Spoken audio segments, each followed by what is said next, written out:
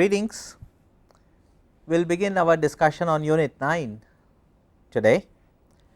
This is on fluid flow, and in particular we will discuss the Bernoulli's principle.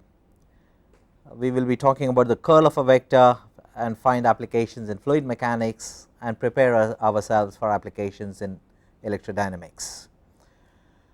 So, the Bernoulli's equation, we will also be taking up a few illustrations. We will talk about what is meant by an irrotational flow, what is meant by a steady flow, and in particular we will introduce the curl of a vector and the vorticity.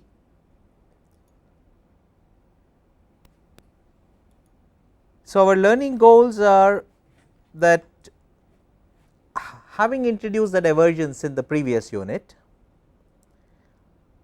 and then once we introduce the curl of a vector in this unit, we will find that both the divergence and the curl of a vector are required to describe a vector field. Okay, one is not enough, you need both. In fact, you also need something more than the curl and the divergence of a vector, you need the boundary conditions, but I will comment on this too as we make some further progress in this unit.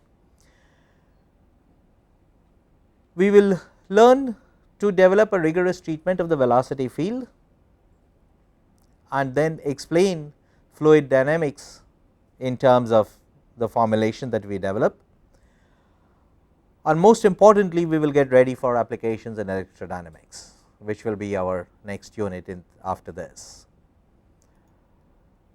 So, let me first recall a few things that we studied in the previous unit. So, we introduced the idea of a directional derivative, and we know that it is very intimately connected with the idea of the gradient of a scalar function, and we know that the gradient is always in the direction in which the scalar function changes most rapidly. We found that you can introduce a potential whose negative gradient is the force,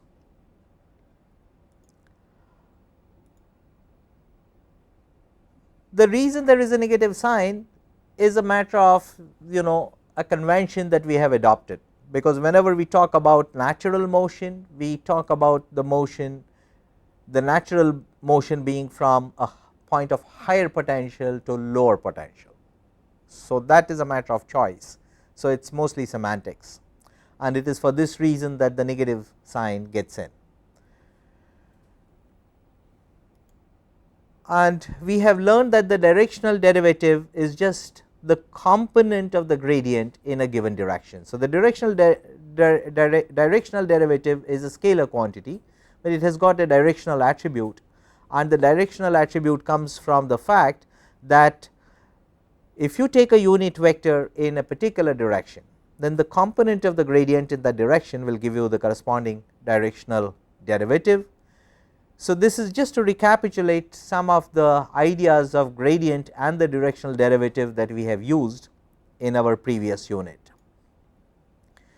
Now, we have another definition of the force, which is in fact the very first one that was introduced in Newtonian mechanics. This came from the cause effect relationship. This is the linear response, the stimulus response formalism in Newtonian dynamics, and we have this definition that the acceleration is proportional to the force.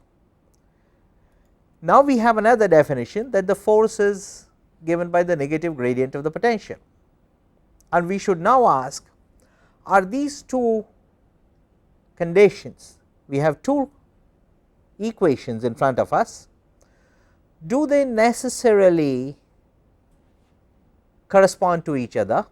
Are they consistent with each other? Are they compatible with each other, or are we defining different quantities by these definitions? Because the negative gradient of a potential is one idea, inertia times acceleration is a different idea, and what we are claiming is that both the ideas give you the force which is the same thing, and we therefore must inquire if we get consistency in these two relationships. So, it turns out that when the force is conservative, okay, then these two ideas generate the same force.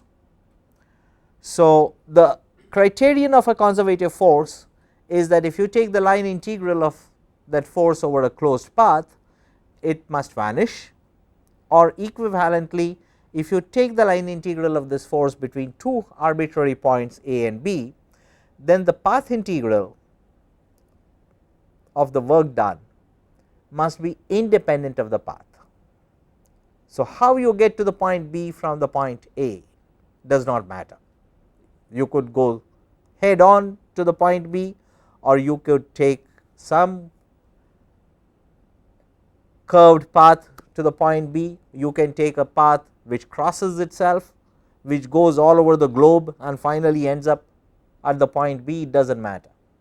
Finally, the net work done must be independent of this path. So, this is our idea of a conservative field, and if you look at this relationship over here, you have a path integral over a closed path, and this is what is called as a circulation, because it is not that it has to be, this path has to be over a circle, it is over any closed path. It absolutely does not have to be a circle, it could be any closed path. Nevertheless, it is called a circulation because it tells you that wherever you begin, finally wherever else you go, you come back to the same point. So, this is called a circulation, and when this circulation vanishes, then the two relations f equal to minus del psi and f equal to mass times acceleration, these give you essentially the same physical quantities. So, the independence of the path integral is a necessary and sufficient condition for this to happen.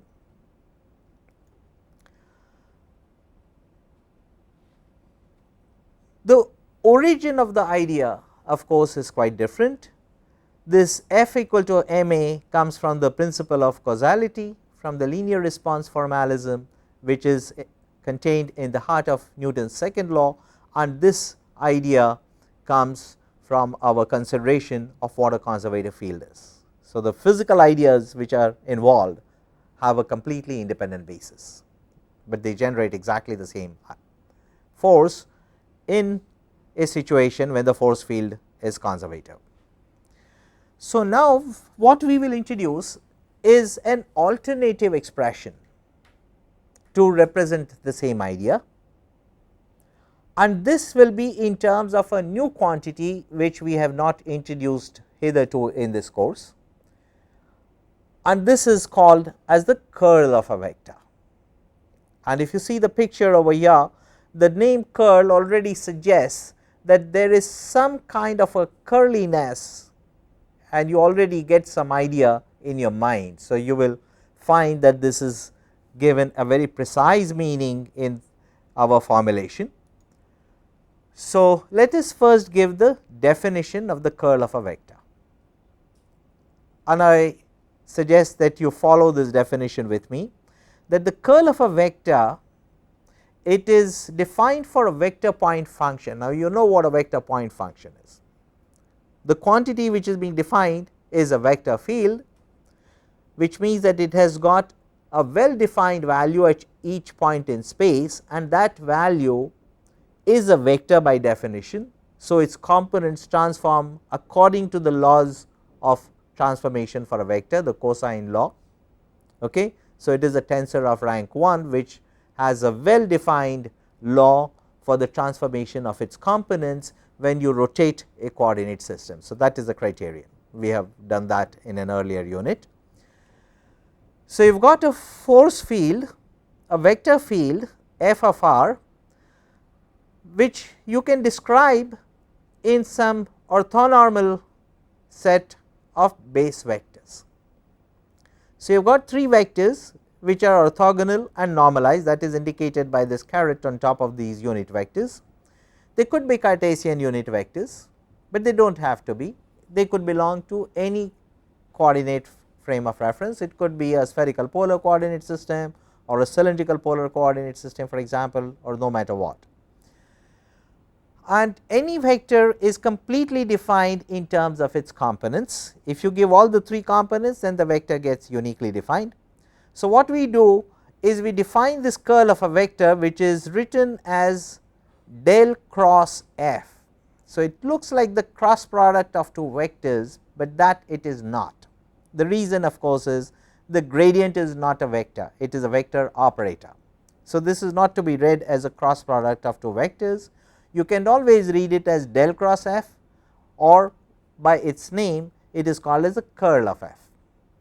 Now, this will generate a vector field, and if you give a definition for its 3 components which are mutually orthogonal to each other, then you would have defined the complete vector field.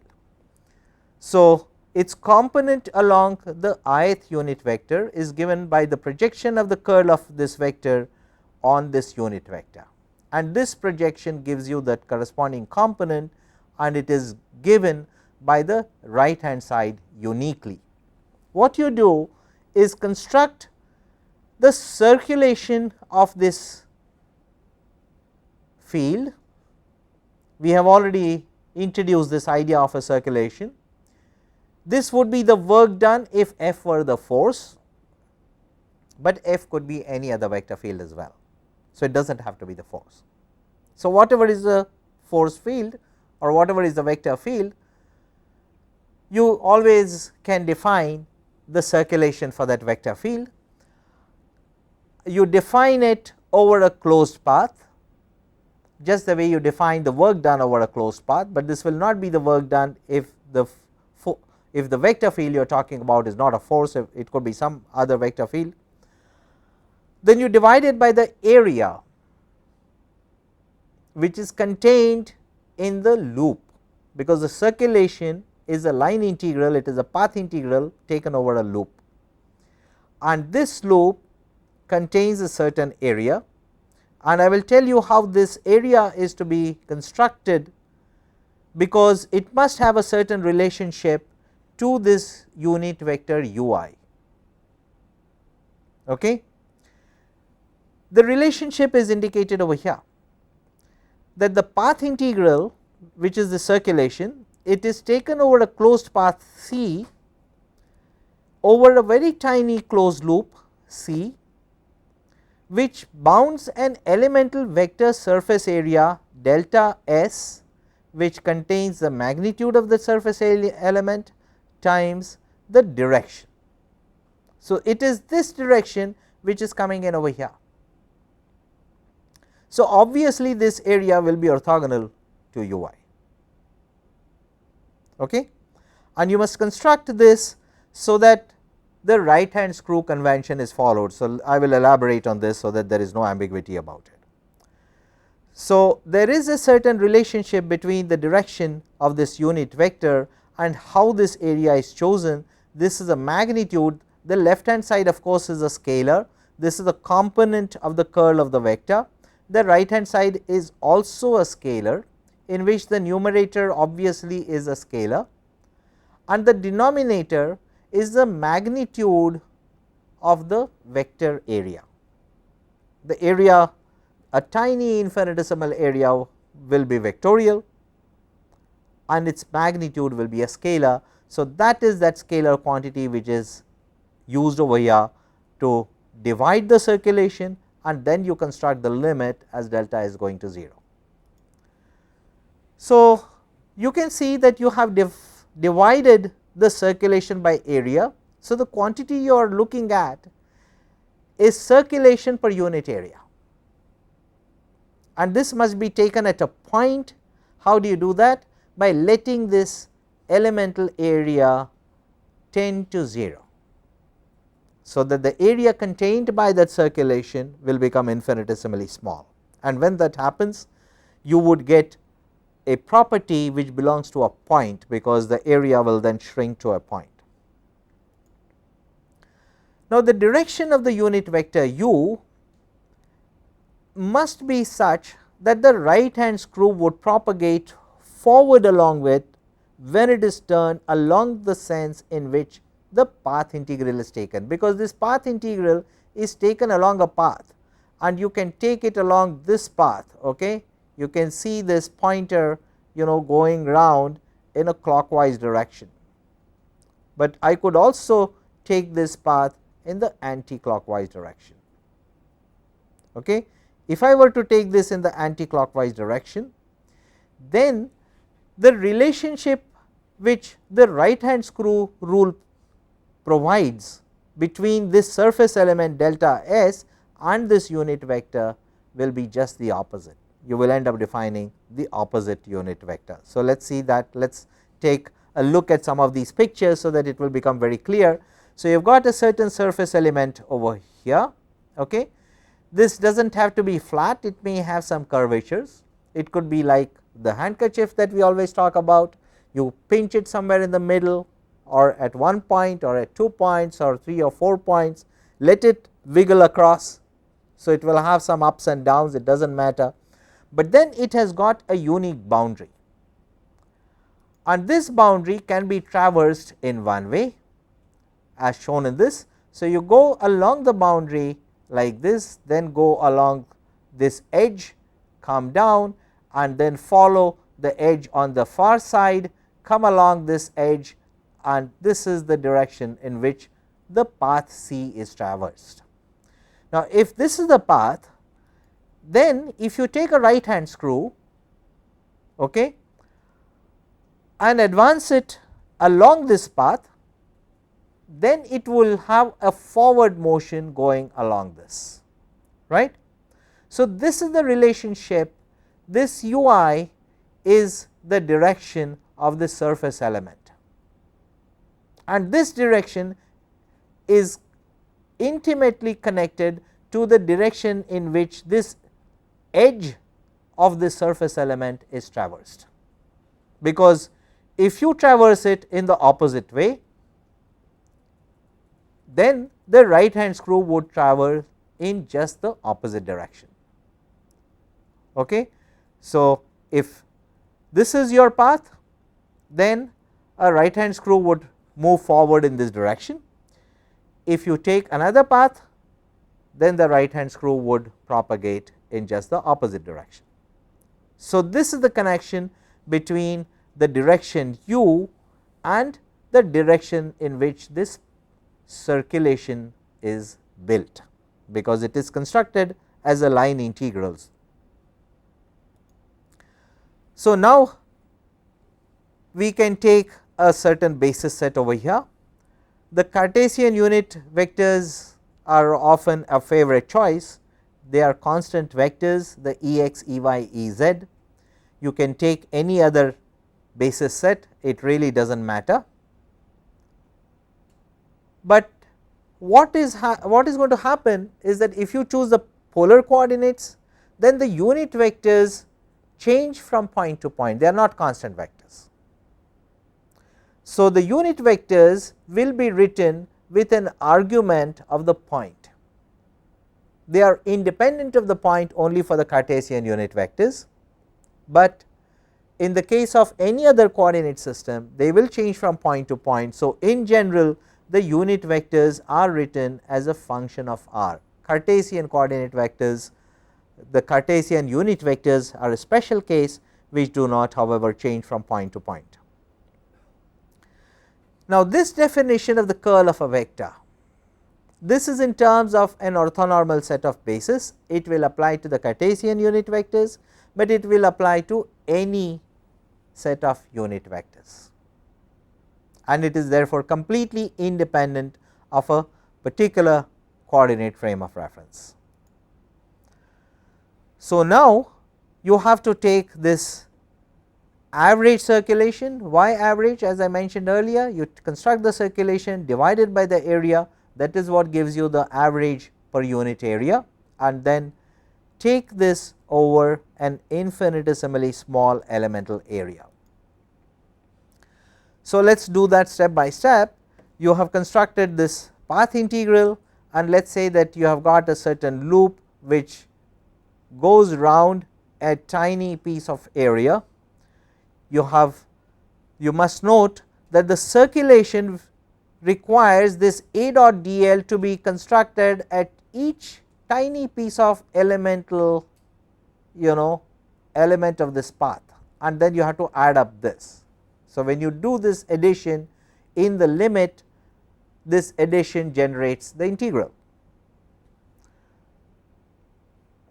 So, this is the property of this entire loop. It is therefore not a point function, because that loop is not made up of a single point. Okay? It is not a point function and it does not generate a scalar field. The circulation is a scalar, but it is not a scalar point function. It does not generate a scalar field. So, every scalar does not generate a scalar field. The reason is that to become a point function, it must be a property of the point, and a circulation of course cannot be a property of the point, because you have to add up A dot dl over the boundaries of any edge. It could be the edge of this table, you go from that end to this end to the third end and then to the fourth and then come back, right. Then you get the circulation. So, this is the circulation per unit area, but then what happens is that this area which goes in the denominator, when you let that area also shrink to a point, okay, in the limit that the area reduces to 0, both the numerator and the denominator tend to 0, but the ratio remains non-zero. Okay. So, 0 by 0 is indeterminate, but you can take the limiting value, and this ratio turns out to be just the component of the curl of the vector along the direction which is normal to this area. So, what you can do is shrink the closed path. In the limit, the circulation would vanish, the elemental area would also vanish, the ratio would give you a non-zero finite value, and this will be a property of that point. So, what is coming out of this is a point function. The circulation is not a point function, the area is not a point function, both are properties of certain extended regions of space, but the ratio in the limit that the area shrinks to 0 gives you a point function. So, the curl of a vector is a point function, it is a vector point function. When you define it for all the points in a region, you generate a vector field. So, this is the definition of the curl of a vector, and this is how you can see that you can take a certain area and let it shrink to a small point. Okay? And when that happens, you will get the numerator and the denominator both vanishing, but the ratio giving you a non-zero finite component of the curl of the vector. So, this is more precisely, since we must take the limit as the elemental area shrinks to a point, this is called as the limiting circulation per unit area, not just circulation per unit area, but the limiting circulation per unit area. What is this limit referring to? It is referring to the limit that the area shrinks to a point and the path which goes around it then shrinks as well along with this. So, this is the connection between circulation and the curl. The curl is precisely defined in terms of the circulation in the limit that the area shrinks to a point, and when this relation defines the component only along one direction, which is the direction along n, which is normal to the surface element, but you must define this for 3 directions which are independent of each other. So, what you do is take a basis set of orthonormal unit vectors or 3 linearly independent vectors. You can always orthogonalize them and then also normalize them using something like the Schmidt orthogonalization procedure. So, you got a basis set of 3 unit vectors which are orthonormal to each other, and when you define the components of the curl of the vector along these 3 directions n1, n2 and n3, then you have the complete definition of the curl of a vector, which defines a vector point function. When you do it for the entire region, you get a vector field. So, what it does is it gives you, because it is coming from this circulation, it is already generating in your mind some idea of a curliness, okay? Because you need to get the circulation, you need to go round on a closed path. Round does not mean a strict circle, it means a closed path, okay? But you do have to go around it. So, these are the key points, that the curl of a vector field at a point, it represents the net circulation of the field around that point. The magnitude of the curl at a given point represents the maximum circulation at that point, because the magnitude of a vector field along a certain direction will be maximum if that vector field is in that particular direction, otherwise you will get reduced components along different directions. The direction of the curl of the vector is normal to the surface on which the circulation is the greatest, and this is determined by the right hand screw convention which I defined earlier. And we introduce a term called irrotational field, that if the curl of the vector vanishes, if it generates the null vector, then we say that the vector field is irrotational, because the curl of the vector not being a null vector generates the idea of a curliness. It gives you a rotational attribute, and if that is missing, then you will call it as irrotational field. So, this is our basic definition, and now you immediately see the equivalence. This criterion, if you construct this path integral, and if this path integral was for a vector field which is actually a force. Now, this our definition holds good for any vector field. What if we consider that vector field to be a force field? Then the numerator gives us the work done over a closed path, and the criterion for a conservative field is that the work done over a closed path is 0. So, if the numerator vanishes, then the components of this curl in that direction vanishes, and if this happens for 3 orthogonal mutually independent directions, then of course, the curl of the vector itself vanishes. In other words, the vanishing of the curl of a vector is a necessary and sufficient condition for the corresponding force field to be conservative. So, now we have an alternative idea to express what is meant by a conservative field. We can say a conservative field is one for which the line integral is path independent. We can say that it is one for which the path integral over a closed loop goes to 0, or equivalently it is a force field whose curl is 0 and it is an irrotational force. So, this is a completely equivalent definition of a conservative force. So, this is the reason it is called as an irrotational field,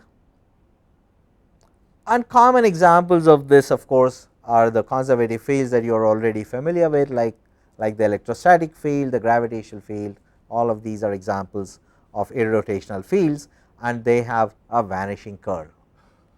So, now let us try to get an explicit expression for the curl of a vector in the simplest of coordinate frame of reference, namely the Cartesian coordinate frame. So, the first thing we do is to consider a point P whose Cartesian coordinates are x 0, y 0, z 0, and this is the point P. So, this has got this black dot over here, this is the point P, its Cartesian coordinates are x 0, y 0 and z 0, and let us say that in this region of space a certain vector field A is defined at every point in this region. So, this vector field generates this vector A of r, which changes from point to point or which may change from point to point. There may be some neighboring points at which it does not change, but that is besides the issue. In principle, it could actually change from point to point, and this vector field is generated by this A of r, and what we need to do is to construct A dot dl, which is the path integral, and add it up over a closed path. So, let us consider a closed path which begins over here at this corner, it goes from here to here and then from here to this point, then from this point it comes to this point and then back to this. So, now if you follow this pointer, you will have a closed path which is in the xy plane, it is orthogonal to the Ez direction. So, on the first leg, if you construct this A dot dl, you must construct A dot dl on the first leg from this point to this point, on the second leg from here to here, on the third leg from here to here, and on the fourth leg it will come back to the point at which it really began. So, now let us determine the circulation, then we will take the circulation per unit area, then we will take the circulation per unit area in the limit that that area becomes infinitesimally small. So, what is this? You have to multiply A dot dl. Now, dl is along Ex, right. So, the only component that will contribute is the x component, and where would you take this x component? You will take it on this lower edge, this is the first leg, and this first leg is situated at a value of y which is y 0 minus delta y by 2. So, if this edge has got a value delta y, then half of this delta y is above y 0 and the other half is below y 0.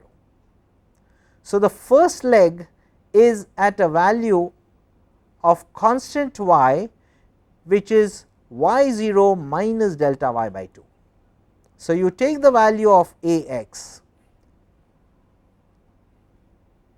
at y 0 minus delta y by 2 and see how it changes along this path from y 0 minus delta y by 2 from here to here. So, I have taken from minus delta y by 2 to here. So, actually I have taken this to be the first leg. So, it does not matter, I will relabel this as the first leg, this is the second, this is the third and this is the fourth. So, it really does not matter. So, you construct this quantity which is A x times delta x is coming from this A x dot E x, right.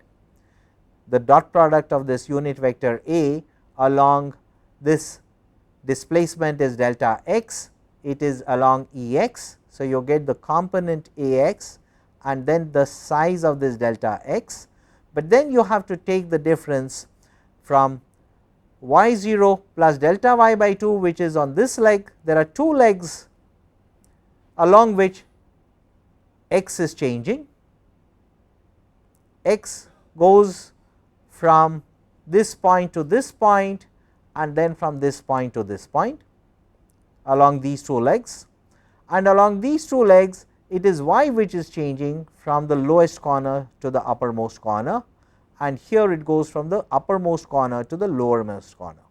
So, keep track of the sign. So, Ax you have y 0 minus delta y by 2, you have got a minus sign over here and you must watch out for these signs. There is a minus sign here, a minus sign here, a plus sign here. So, why is there a minus sign here?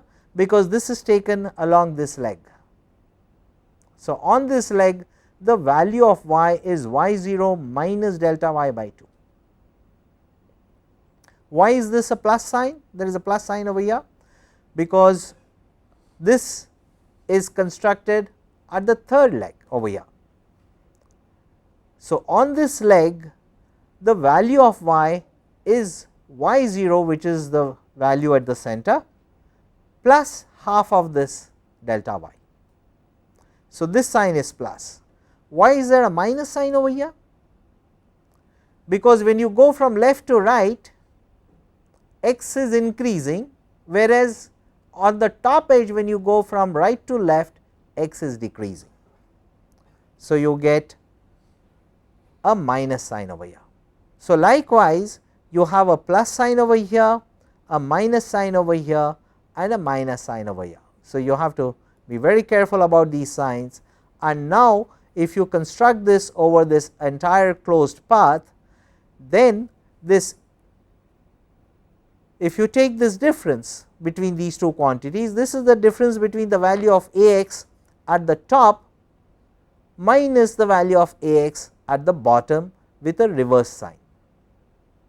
So, there is this reversal of sign, and this difference is nothing but the rate of change of Ax with y multiplied by delta y, which will give you the difference in the value of the x component of A. So, is that algebra clear? That is good. So, you get minus del Ax by del y times delta y, and this delta x is already sitting over here, and when you take the other two edges, which is this edge when you go from the bottom to the top, and over here you go from the top to the bottom, you get similarly delta Ay del Ay by del x times delta x delta y.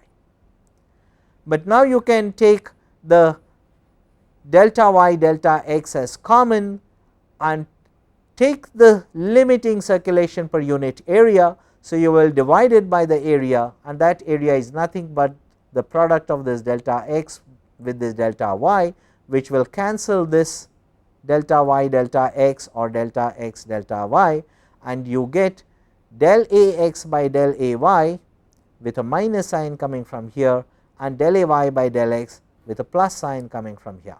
So, this gives you the component of the curl along the direction which is orthogonal to this, and if you use the right hand screw rule, then along the path that we have chosen, the right hand screw rule will move forward in the direction from the plane of the figure toward you.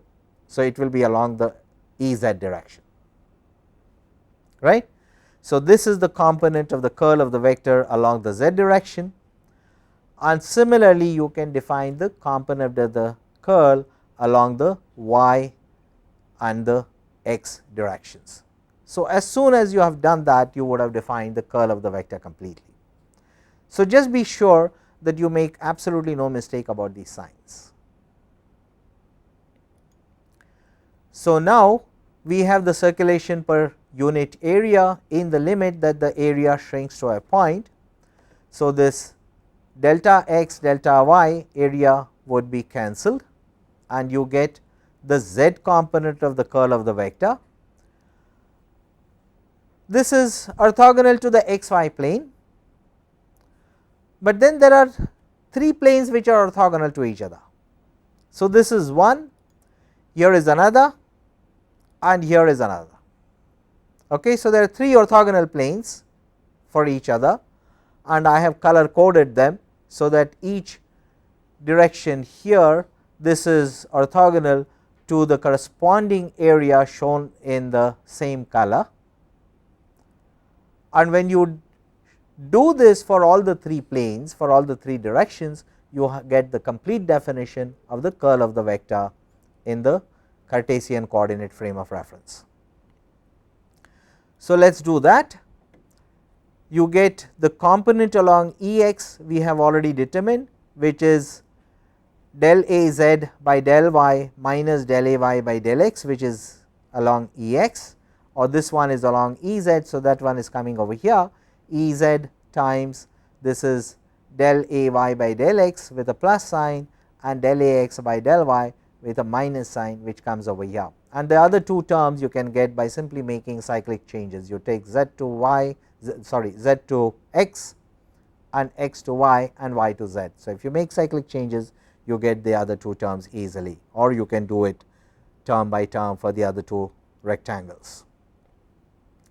So, we have got now the complete definition of the curl of a vector, and as you can notice, you can write it as a determinant, because if you think of this as a determinant, it is being used only as a notation.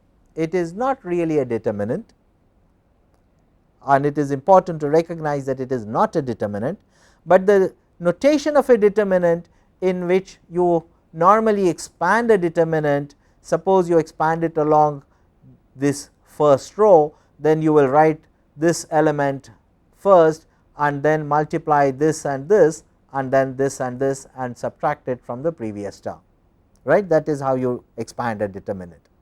Now, here you are really not multiplying these two terms, you cannot, because this is an operator, this is the component of the vector function.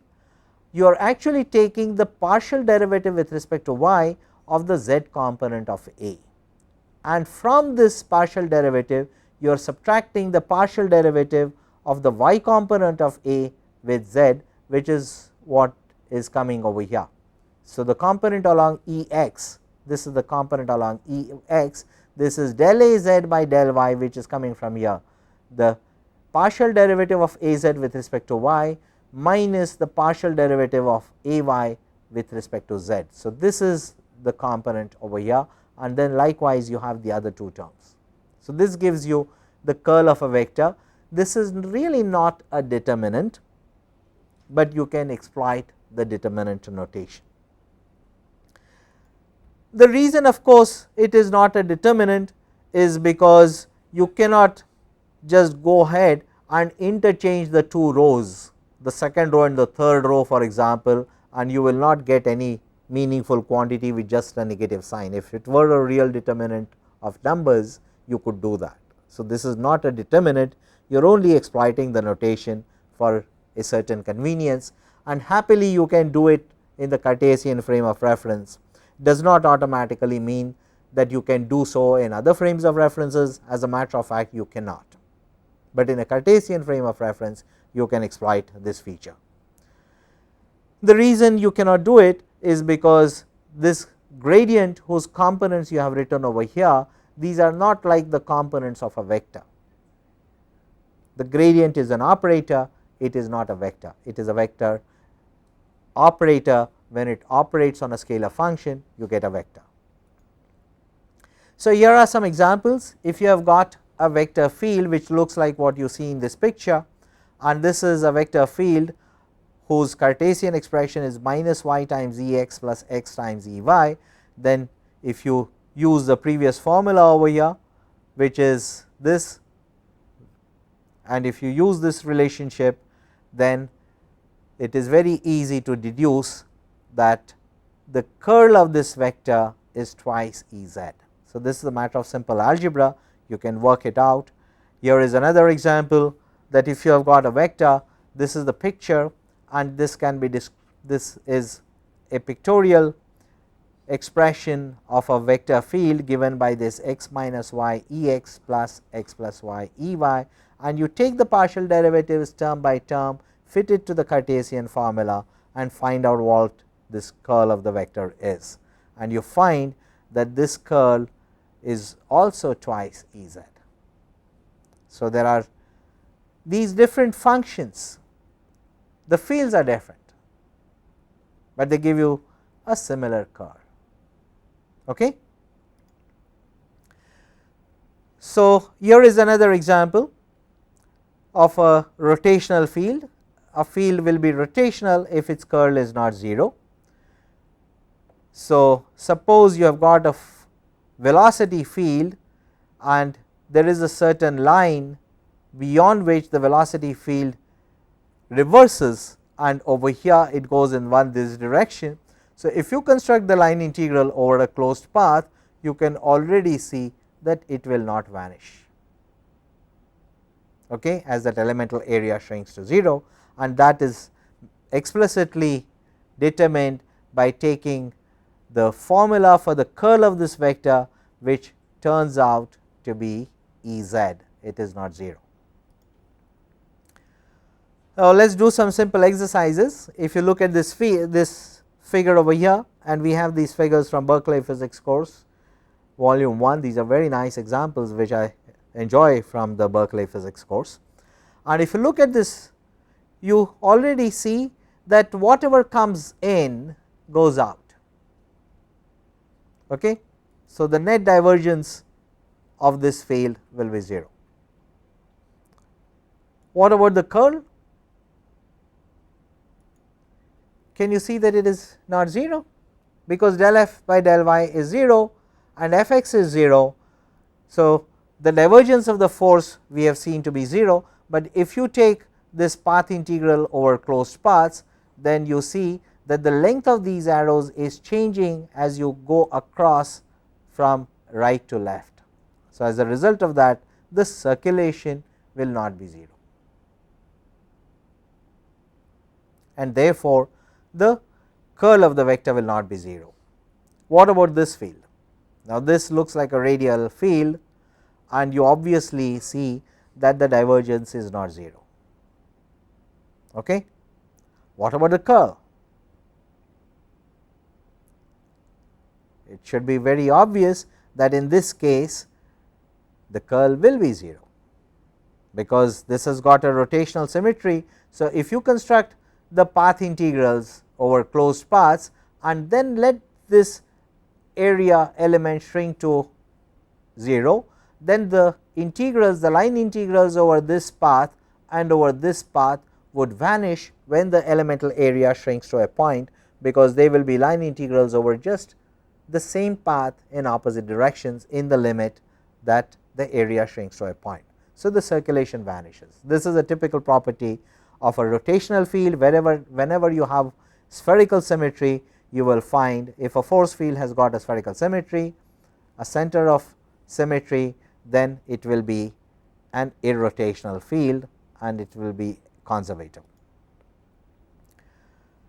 Now, likewise, if you have a vector which is expressed as a gradient of a function, then it will always be irrotational. The curl of that gradient will always be 0. So, these are some general rules which are nice to keep at the back of your mind, that the curl of a gradient vanishes, and you can do it very simply in the Cartesian geometry, because here we know that we can use the determinantal expression, not a determinant, but the determinantal notation. And if you find that what you are doing is you are taking the partial derivative, the second order partial derivative of phi with respect to y and z, first with respect to z and then with respect to y, over here first with respect to y and then with respect to z. Okay. But these two are independent degrees of freedom, and therefore, these partial derivatives can be obtained in any order, and they will give you essentially the same. So, when you subtract one from the other, the second order partial derivative vanishes, and that means that the curl of a gradient always vanishes. So, this is del 2 phi by del y del z minus del 2 phi by del z del y, but the order in which you take these derivatives really does not matter. So, this will give you a null vector, and the corresponding vector field is irrotational. The final result of course cannot depend on a coordinate system. So, this result, although we have obtained using the Cartesian expression for the curl of a vector, the end result will be independent, that the curl of a gradient vanishes. So, you just forget about this intermediate step, and no matter how you express the curl in any other coordinate system which we are about to learn, you will find that it must vanish, because any end result cannot depend on the choice of a coordinate system. Let me also remind you from unit 5, which we did some time back, in which we studied motion in a rotating coordinate system of reference, and I want to recapitulate one or two ideas from this, so that you understand the term curl very clearly. What you will see is that from a linear quantity you get a rotational quantity when you apply the operator curl, which is why it is called as a rotational operator. Okay. So, when we studied dynamics in a rotating frame of reference and we looked at a certain point which remained invariant in the rotating frame of reference, and we asked ourselves how it would look from an inertial frame of reference. So, if it is fixed in the rotating frame of reference, then in the inertial frame of reference it will change, because the rotating frame of reference is rotating with respect to the inertial frame of reference. So, this is the diagram that we have constructed, that if you have a frame of reference which is rotating about an axis n along this direction of the red arrow, then as if a point remains fixed along with this rotating frame and it goes from here to here, and its new position in the inertial frame is given by b at a later time t plus dt, and the displacement is dB, because this is obtained by subtracting from b t plus dt the position of the vector b at the previous time t. And what we did was by doing some simple algebra, we showed that this magnitude of dB, this one, the magnitude of the red arrow, which is nothing but this radius times this arc length, and the radius is b sin xi, where xi is this angle which this rim of the cone subtends at the vertex. So, b sin xi is this radius, and this distance, this radius times d psi gives you the b sin xi, which is the arc length over here. We also saw that the sin xi is the same as n cross b. This is the unit vector n, this is the unit vector b, and the angle between them will give you the n cross b will give you the sine of xi. So, we have done this in details when we did the unit 5, and this is just to remind you of some of the basic definitions over there, so that you understand the term curl of a vector. And what we found is that this d psi can be written in terms of the angular velocity, because angular velocity is nothing but d psi by dt along the direction n. So, this gave us an operator equivalence, that when you operate on an operand b by the time derivative operator, then it is completely equivalent to taking the cross product of that vector with omega. So, the process of taking this cross product is completely equivalent to the process of taking the time derivative in the inertial frame of reference. Now, we did this for the vector b, which was not itself time dependent in the rotating frame of reference. If it was, then you will need to add the time derivative in the rotating frame of reference of that vector b, and then the operator equivalence for the time derivative operator is that the time derivative operator in the inertial frame of reference is equal to the time derivative operator in the rotating frame of reference plus this cross product. So, these relations we had obtained in some detail when we did unit 5. Now, let us use this operator equivalence on the position vector. For the special case that the position vector is a constant in the rotating frame. So, its time derivative in the rotating frame vanishes. So, this term would vanish, and you have d by dt in the inertial frame of a position vector, which is given by the left hand side here, will be given by the right hand side, which is omega cross r. So, on the left hand side you have got the time derivative, on the right hand side you have got the cross product. So far so good. Now, let us take the curl of this. Okay. So, we take the curl of this cross product. Now, construct this cross product. Now, this is the cross product of two vectors. There is no difficulty using a determinantal expression for this. There is no approximation or any play which is going on over here, and you must take the cross product of this determinant. So, let us do that. You are taking the curl and you expand this determinant. So, you get the component along E x is omega y z, which is coming from here, minus omega z y, which is coming from here, and likewise you have got the other two terms, one along E y and the other along E z. So, this is now the expression for the curl of the vector, and now let us use the determinantal notation. This is not a determinant, but this is a determinantal notation, and now let us get this E x, E y, E z, the determinantal notation. For the gradient operator, we write the del by del x, del by del y, del by del z, and the components along E x is omega y z minus omega z y, which is here omega y z minus omega z y. Then the component along E y is here omega z x minus omega x z, and the component along E z is here, which is omega x y minus omega y x. And now all you have to do is to take the partial derivative of this with respect to y and partial derivative of this with respect to z. So, that should be very easy, and what it gives is twice omega. That should be obvious. What we have got is, by taking the curl of the linear velocity, we have got the angular velocity, which is the rotational velocity.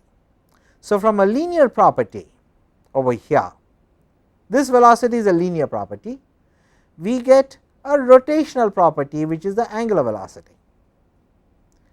Yes, you do get twice that. So, it is not an equality.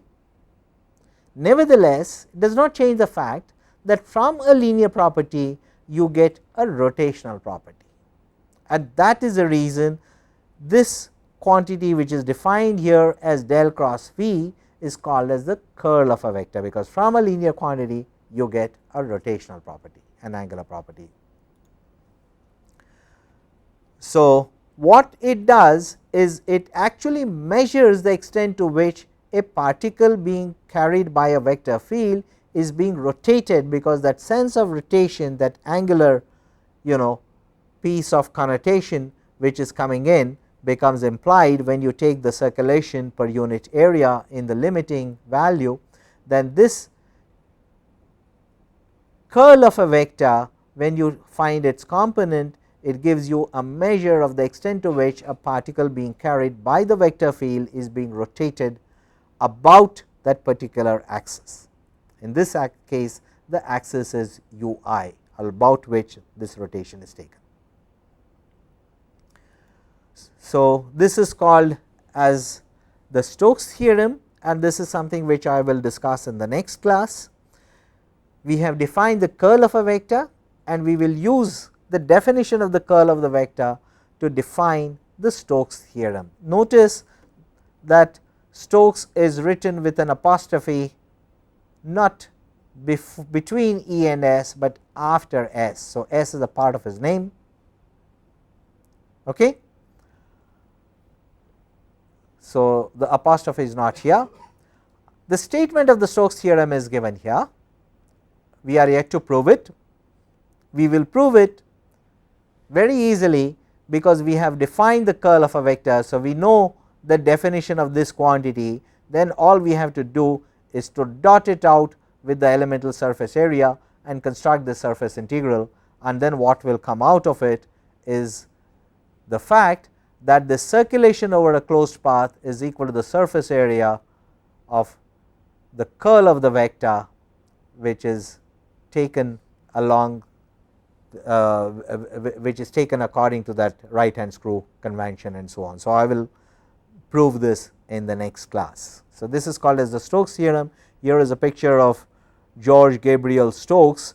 Nevertheless, I should tell you that the Stokes theorem was in fact first formulated by William Thomson, or better known as Lord Kelvin, after whom the absolute temperature scale, the Kelvin scale of temperature, is known.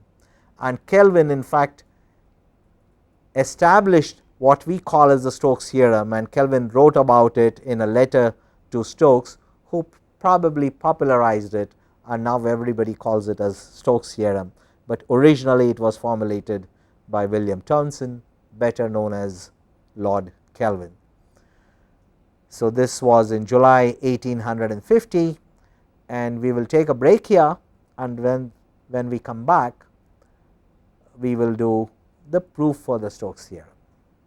So, if there are any questions, I will be happy to take any questions or comments, and then we will of course go on to prove the Stokes theorem, and then we will discuss the Bernoulli's principle. But of course, there were several Bernoullis and they were all brilliant, but that is for the next class. So, if there is any question or comment, I will be happy to take. If not, we take a break. You can always send your question by email.